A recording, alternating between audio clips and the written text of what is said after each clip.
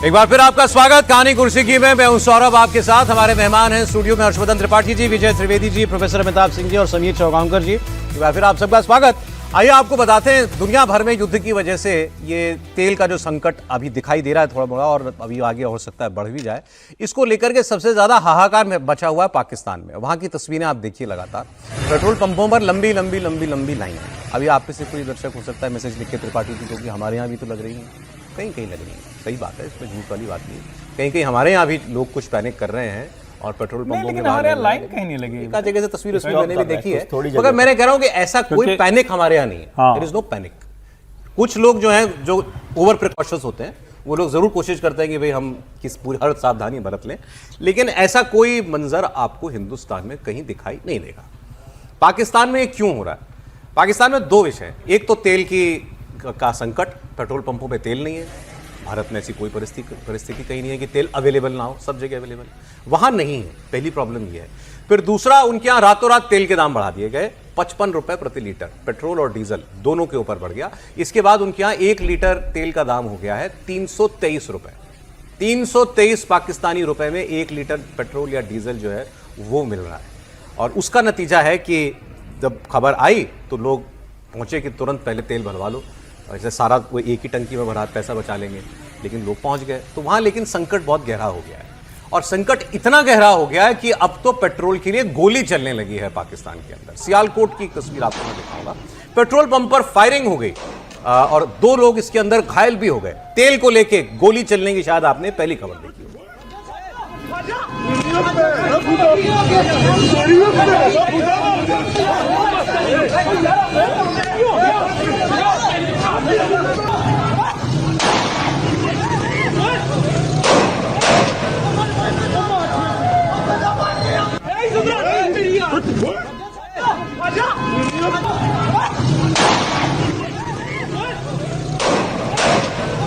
तो ये हालात हैं इस वक्त पाकिस्तान के। लोग जो हैं वो तेल के लिए मरने मारने को तैयार है और अपनी सरकार को कोस रहे हैं। लोग कह रहे हैं कि पाकिस्तान में महंगाई क्या पहले कम थी?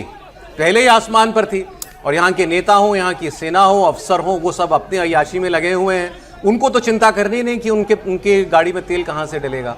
वो अपनी फिजूल खर्ची कम करने के लिए तैयार नहीं है। और अगर वो ऐसा कर लें तो उससे महंगाई पर काबू हो जाएगा। लेकिन हालात बिल्कुल उल्टे हैं। सारा बोझ आम आदमी के ऊपर और बाकी लोग करेंगे मौज। बजाय इसके कि आप ये करें कि अपनी अयाशियों को कम करें, आप 55 रुपए फी लीटर पेट्रोल बढ़ाकर उसको 321 रुपए फी लीटर पर ले गए। ऑलरेडी आप अवाम का खून पसीना चूस रहे हैं। वो 1 लीटर पर 100 रुपए आपको टैक्स दे रहा है। आप बजाय वो 100 रुपए का जो टैक्स है वो कम कर दें, आप 55 रुपए बढ़ा रहे हैं। अमेरिका ने इंडिया को इजाजत दे दी है आप रूस से जो है वो सस्ता तेल खरीद लें, लेकिन पाकिस्तान में जो ऑलरेडी पिछले महीने का हमने ओल्ड प्राइसेस पर जो पेट्रोल, डीजल और मट्टी का तेल, ये सारी चीजें खरीदी हुई हैं, उनको होना तो ये चाहिए था कि जब हम नई शिपमेंट लेते और नए प्राइस पर जब चीजें खरीदते तो फिर पाकिस्तान में महंगाई होती, ये इसको महंगा कर देते। अभी पूरा हमारे पास मार्च का महीना पड़ा हुआ है, मतलब 1 महीना पहले ही पुराने रेट्स पर लेकर अब जो उसको बेचा जाएगा 321 रुपए फी लीटर के हिसाब से बेचा जाएगा। अब वहां ये भी दिक्कत है कि भी भारत को अमेरिका ने कह दिया कि आप रूस का तेल खरीद सकते हो। भारत तो रूस का तेल पहले से खरीद रहा था, लेकिन पाकिस्तान वो देश है जहां आग लगने के बाद ही पानी ढूंढा जाता है। यहाँ पहले से कोई तैयारी नहीं की जाती है और उसी का नतीजा है कि आपको ऐसी तस्वीरें दिखाई देती हैं। त्रिपाठी जी, ये आलम है, गोली चल रही है वहाँ। नहीं, सबसे पहले तो ये कि पाकिस्तान पर हम बात करेंगे। 14 के पहले भारत में ऐसे पंप पर लाइन लगती थी, और ये मैं कह रहा हूँ तो याद दिलाता हूँ, लोग भागते थे कि 2 रुपये 5 रुपये सस्ता है, आज तेल डला लो। खबर आती थी कल से 5 रुपये या 2 रुपये बढ़ जाएगा। वो दिन था, खैर वो दिन अब नहीं रहा। सब कुछ करते थे और खूब लाइन लगती थी। यहां से जाके जल्दी से दिल्ली वाला, सीमा वाला भरा लाते थे कि वहां से थोड़ा सस्ता मिल जाएगा। तो खैर अब आते हैं मूल पाकिस्तान पर। भाई पाकिस्तान के लिए तो सचमुच संकट की घड़ी है ना। इतने ही लोग हैं जो वहां तेल डलाने की स्थिति में है। बाकी तो AK-47 लेके वो मौलाना मसूद अजहर, तो कोई फलाना, तो कोई टीटीपी, कोई उनके साथ खड़ा है। ये वो लोग हैं जिनको आप सो कॉल्ड वहां का एलीट कह लीजिए, मिडिल क्लास कह लीजिए, या जिनकी जेब में कुछ पैसे हैं, जो खाने से आगे सोच सकते हैं, वो है पेट्रोल पंप की तरफ भाग रहे हैं। और वहां अगर ये हालात हो जाए कि अचानक कीमत इतनी बढ़ जाए, और 55 रुपए एक साथ बढ़ना, ये तो सचमुच 2-4 रुपए बढ़ता तो समझ में आता है, लेकिन 55 रुपए एक साथ बढ़ जाना तो उनके लिए संकट की बात है। और 18 रुपए उनके 18 रुपए मतलब हमारे गुना सीधे सीधे। भाई आप अपने इमेजिन कीजिए ना, भारत सरकार 18 रुपए तेल के दाम एकदम एक साथ बढ़ा तो क्या होगा?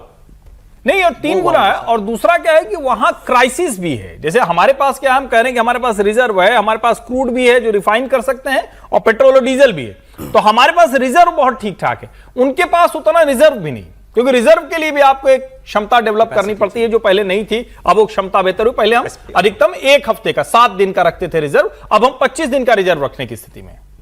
अब ये हुआ क्यों, इसको भी समझना पड़ेगा। पाकिस्तान के और सीनियर लोग जो है, पत्रकार वगैरह, वो खुद बता रहे हैं। उन्होंने कहा ये भी IMF की वजह से करना पड़ रहा है, ये भी पाकिस्तान के जो पुराने पाप हैं उन्हीं का खामियाजा लोग भुगत रहे हैं कि आपने अब इतना मिसमैनेज किया अपनी इकोनॉमी को। IMF के पास कर्जे लेने के लिए भागते हो, तो IMF बिना शर्त कर्जे देता नहीं है। वो तो अरब देशों की तरह नहीं, अब तो खैर वो भी नहीं दे रहे बिना शर्त के कर्जे। तो IMF की ये शर्तें हैं कि आप अब सब्सिडी नहीं देंगे लोगों को, तो तेल के दाम अगर बढ़े हैं, ऑयल कंपनियों को अगर तेल महंगा मिल रहा है, तो फिर जनता महंगा तेल खरीदेगी, आप सरकार घाटे में नहीं चलाएंगे। IMF का प्रेशर है कि जी इतने पैसे नहीं कलेक्ट किए, इतनी शॉर्टफॉल हो गई है, वो कैसे पूरी करेंगे।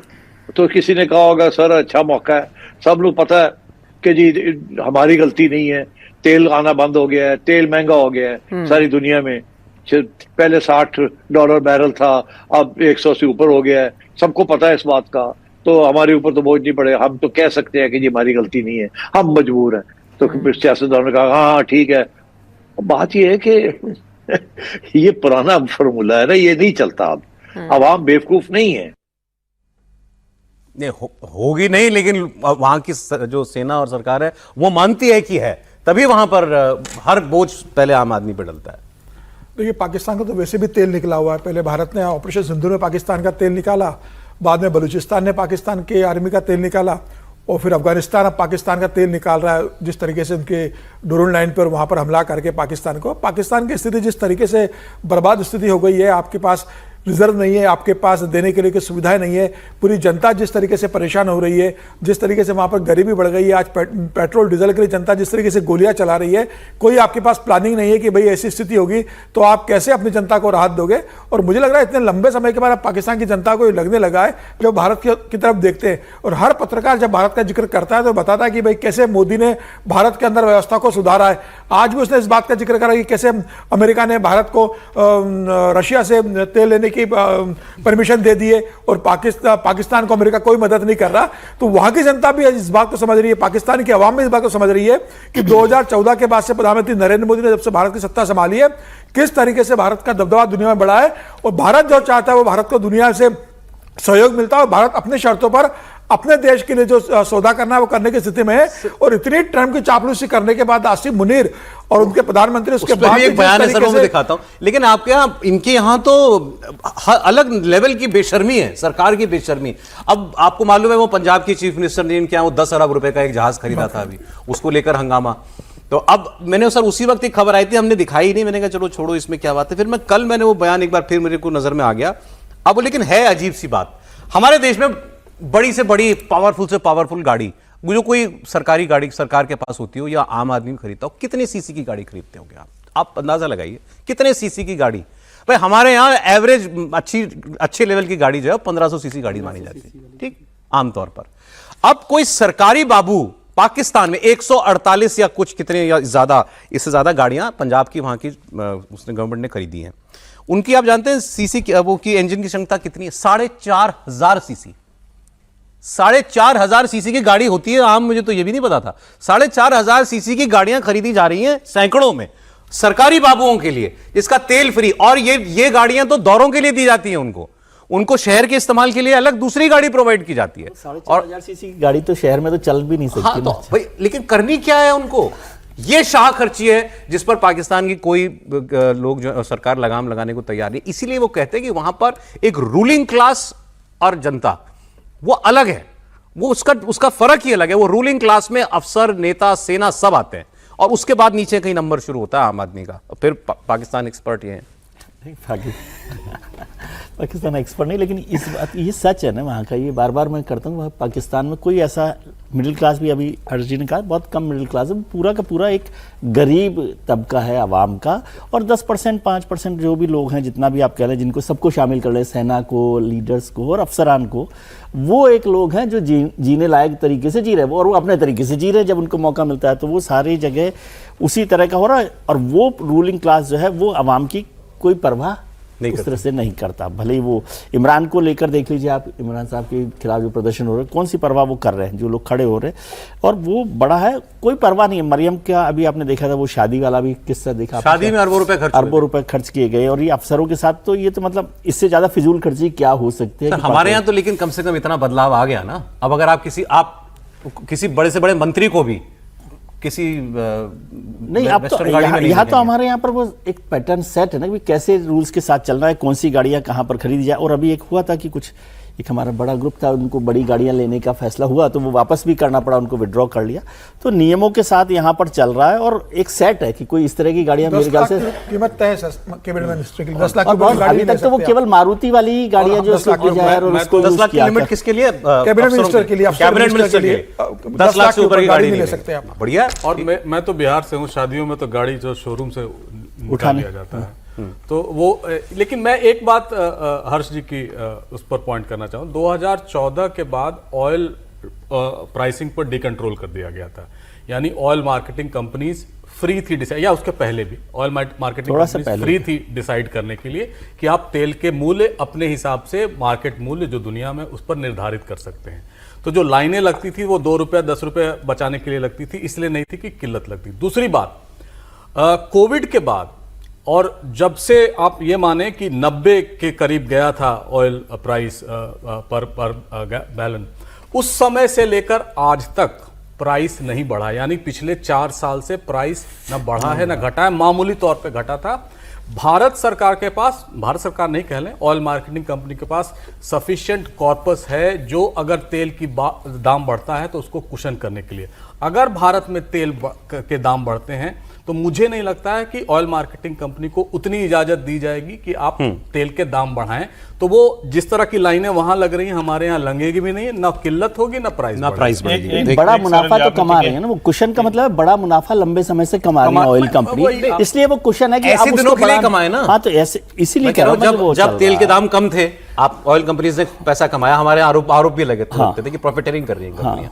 तो अब वो उसका कर्ज उतारे जनता का। हाँ, तो वो अब जब जरूरत, अगर मान ले जरूरत दाम बढ़ते हैं तो फिर तब इस पर बर्दाश्त करना चाहिए उनको। वैसे हमारे यहाँ पर भी एलपीजी के दाम बढ़ गए, 60 रुपए बढ़े हैं, और यदि 60 रुपए को पाकिस्तान के हिसाब से देखें तो 180 रुपए हो गए। 180 रुपए। और वैसे पेट्रोल और हिंदुस्तान और पाकिस्तान में एक ही रेट है, जो आप 300 रुपए कह रहे हैं वो 108 ज्यादा है उनका, बराबर ही है। वो 100 रुपए 108 रुपए देश में बहुत सारे, हम यहाँ दिल्ली में रहते हैं इसलिए वो है, बाकी मैंने वो इसीलिए ये बात की सर कि 18 रुपए अगर एक रात बढ़ा दिए जाए भारत में अचानक, तो यहाँ तो 60 रुपए बढ़ाए हैं एलपीजी में।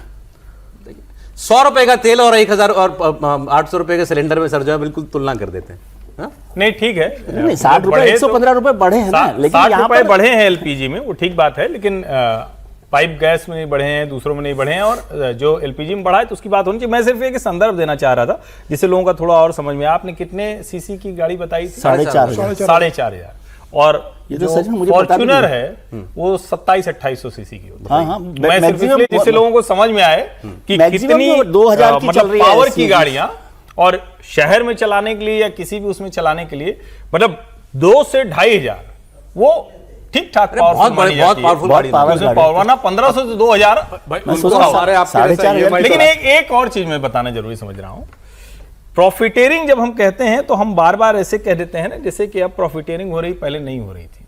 पहले सरकार उनको कहती थी कि इनकी अंडर रिकवरी हम करा रहे हैं, तो जितना घाटा हो जाता था उसको सरकार खजाने में दे देती थी, काम तब भी होता। अब एक और आगे बताता हूं, पिछले 10 सालों में जितनी पाइपलाइन रिप्लेस हुई है, जितनी नई पाइपलाइन बनी, जितनी रिफाइनिंग की कैपेसिटी बढ़ी है, वो भी उसी पैसे से है, क्योंकि जब उनके जेब में पैसे ही नहीं होंगे तो नहीं कर रहे। इसके बावजूद मैं कहता हूं कि बीच के समय में वो कीमतें और थोड़ी कम होती तो बेहतर रहता। अच्छा, अब वहां के एक और जर्नलिस्ट हैं इमरान रियाज, उनकी बात आपको मैं सुनाता हूं। तेल की बात पे ही उन्होंने, वो अब अपनी सरकार से पूछ रहे हैं, आप सब कुछ आप तरले करो ट्रंप के तुम, वाहवाही तुम्हारी हो, वो शाबाशी तुमको दे, लेकिन जब ये ज़रूरत का वक्त आता है तो फिर ट्रंप कहाँ चले जाते हैं। अब भारत को रूस से तेल खरीदने के लिए इजाज़त भी दे दी है, भारत खरीदेगा भी, भारत उससे पैसा भी बनाएगा, क्योंकि वो तेल हम लेंगे, उसको रिफाइन करके हम आगे भी उसको एक्सपोर्ट भी करेंगे। पाकिस्तान को क्या मिला? अमेरिका इजाजत किसको देता है? भारत को। अमेरिका ने भारत से कहा कि आप रशिया से तेल खरीद लें, सस्ता तेल, आप रूस से सस्ता तेल खरीदें 1 महीने तक, और उस तेल को अपनी रिफाइनरीज के अंदर लेकर आए और वहां से आप दुनिया को तरसील दें। यानी भारत ना सिर्फ रशिया से सस्ता तेल खरीद के लाएगा, यानी कल तक रूस का तेल अमेरिका कहता था कोई ना ले, अमेरिका पाबंदियां लगाता था कि रशिया का तेल कोई ना ले, कल तक अमेरिका ये कहता था। आज वही अमेरिका रूस के तेल की खुद मार्केटिंग कर रहा है। सबसे बड़ा बेनिफिशियरी तो फिर रशिया बन गया ना। तो अमेरिका किसका सका हुआ? फेवरेट फील्ड मार्शल इधर है, सस्ता तेल लेगा इंडिया और पैसा भी बनाएगा इंडिया। ये जो फेवरेट फील्ड मार्शल और फेवरेट वजीर आजम है ना, ये अमेरिका ने ऐसी लात मारनी है ना पाकिस्तान को, और ये इन्होंने हमेशा मारी, हमें इन्होंने हमेशा इस्तेमाल किया टिश्यू पेपर की तरह। तारीख इसकी गवाह है, और ये होना हम होता हुआ देखेंगे। ये जबानी कलामी है, सारा कुछ फायदा सारा इंडिया का है। एक बुनियादी बात जो पाकिस्तान समझा नहीं, या समझा तो माना नहीं। अच्छा, ये जब ये कहते हैं ना कि इन्होंने ऐसी लात मारनी है ना, अरे अमेरिका किसी का सगा नहीं है, ये बात तो सच है, और लेकिन प्रॉब्लम है, बस उनके लिए प्रॉब्लम यह है कि वो उस बात को स्वीकार नहीं करते। हम इस बात को मानते हैं, ये हमको मालूम है कि अमेरिका किसी का सगा नहीं, और हमारा सगा तो कभी नहीं रहा। तो मान रहे हैं कि लात मारनी है, वो क्या करें? दुलत्ती नहीं है कि आप तो उनके बिल्कुल चिपके हुए हैं, लात हाँ, तभी तो ये जाके ये सब काम करते हैं, इनके प्रधानमंत्री और फील्ड मार्शल। इनके एक सीनियर जर्नलिस्ट है, वो ये बात खुल के कह रहे हैं, अब तो समझ जाओ कि अमेरिका पे और खासकर ट्रंप पे भरोसा नहीं कर सकते। जो मैं समझता हूँ बड़े वल्नरेबल हैं इस वक्त, और पाकिस्तान की एस्टैब्लिशमेंट को बड़ी डीप सोच में की जरूरत है वहां, बिकॉज डोनाल्ड ट्रंप को आप ट्रस्ट नहीं कर सकते, और जिस तरीके से आपको वो फ्लैटर कर रहा है, इसके पीछे कोई ना कोई तो डिजाइन होगा ना। और अब तो नजर आ रहा है जब इंडिया ने ज्वाइन कर लिया है इजराइल को, तो और विद अमेरिकन अप्रूवल। तो कह रहे हैं ट्रंप किसी के सगे नहीं है, इस बात को आप समझ जाइए, और तारीफ करने से पेट नहीं भरा करते। देखिए, अब वही वो बार बार कह रहे थे लात नहीं, मैं तो कह रहा था दुलत्ती क्यों नहीं चलाते हैं, वो दुलत्ती क्यों नहीं लिखते हैं या बोलते हैं। पाकिस्तान की जो स्थिति है ना, आने वाले आप दिनों में देखेंगे, अगर ये गल्फ और आगे बढ़ता है तो वही स्थिति हो जाएगी जो सऊदी अरेबिया की 1971 के पहले थी, कि जो शेख होते थे वो गाड़ियों पे चलते थे और जनता जो रियाया होती थी वो गधों पे घूमती थी। और यही हाल इनका होने वाला है, आप माने ना माने। ये 4,500 सीसी की गाड़ी जो पर चलते हैं, ये इसलिए भी चलते हैं कि वो बुलेट प्रूफ रहती है, कोटेड रहता है कि उनको कोई मारे ना, ये उस डर से ये 4.5, और जितने बुलेट प्रूफिंग गाड़ी में होगी उतना लोड होगा, तो ये उसके लिए चलते हैं। और इनको शहर के बाहर नहीं, शहर के अंदर की जरूरत होती है। शहर के बाहर तो सड़कें ही नहीं ऐसी बची हैं कि ये कुछ कर पाए।